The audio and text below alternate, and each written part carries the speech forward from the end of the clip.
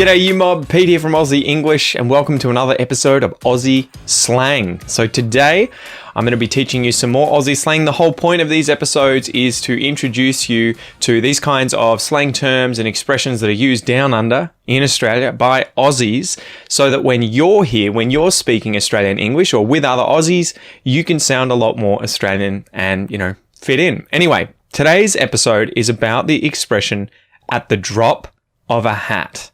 At the drop of a hat.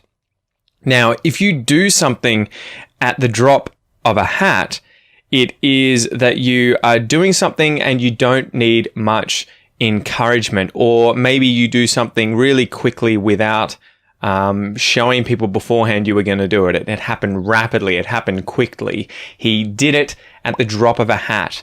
I decided to go to France at the drop of a hat. It's kind of like really, really quickly. Now, this originates from, let me just find the origin.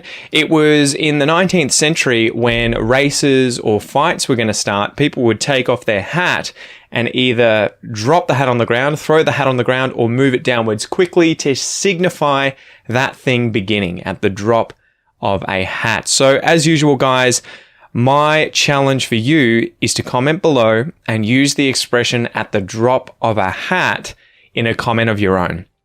Maybe tell me about something that you decided to do at the drop of a hat.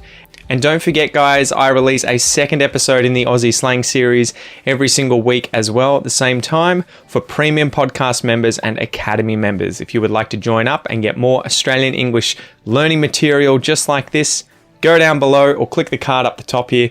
And I'll see you next time. Bye.